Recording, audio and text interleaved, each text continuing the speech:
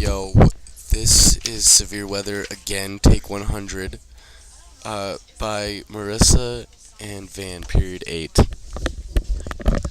First, we're going to talk about tornadoes. A tornado is a violent windstorm that forms rotating columns of air and extend downward from a cumulonimbus cloud.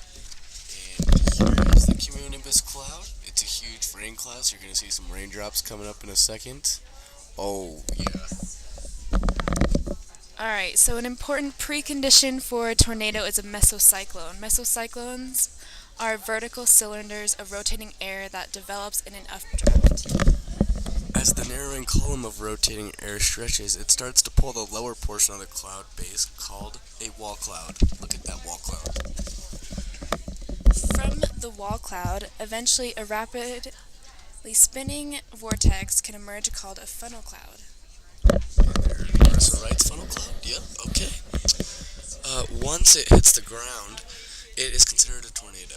And that is a tornado touching the ground. People, thank you.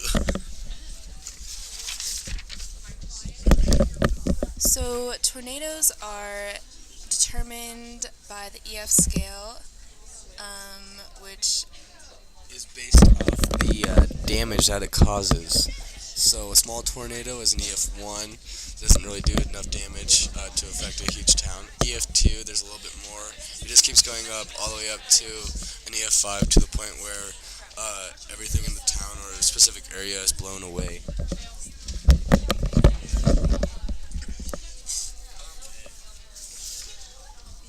next we're going to talk about hurricanes. Look at that little cute hurricane. There are 4 categories leading up to a hurricane. The first one is a tropical disturbance.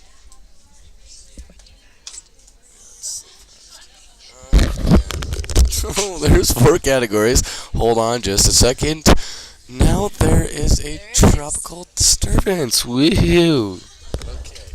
So, a tropical disturbance is just a disorganized array of thunderstorms over the ocean. There are thunderstorms right there.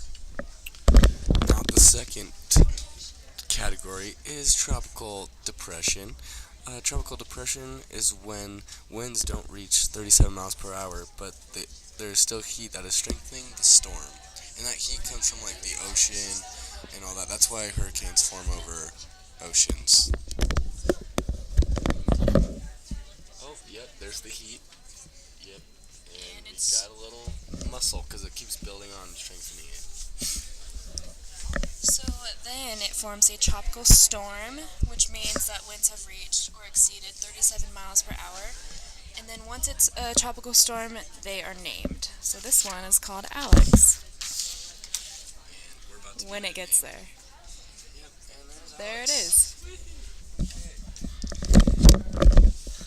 After that, we have obviously a hurricane, which is when once wind speeds exceed 74 miles per hour, that's when it is officially classified as a hurricane.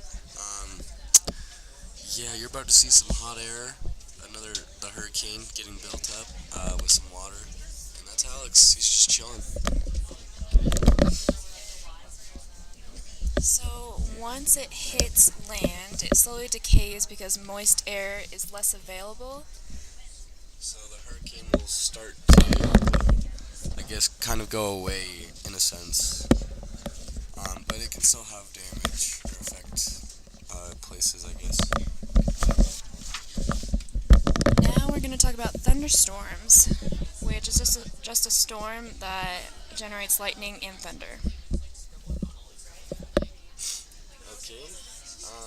Let's see right now.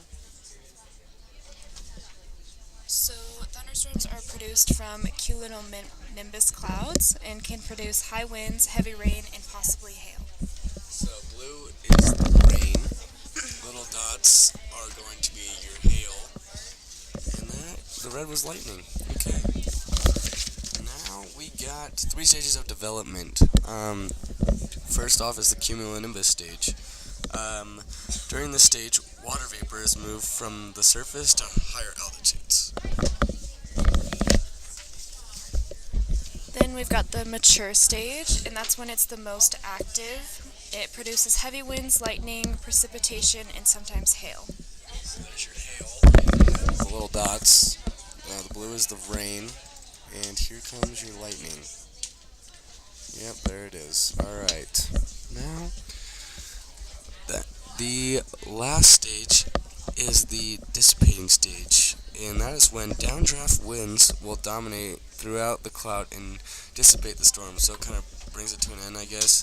And there's the downdraft winds. And that is it. Thank you for watching this. The end.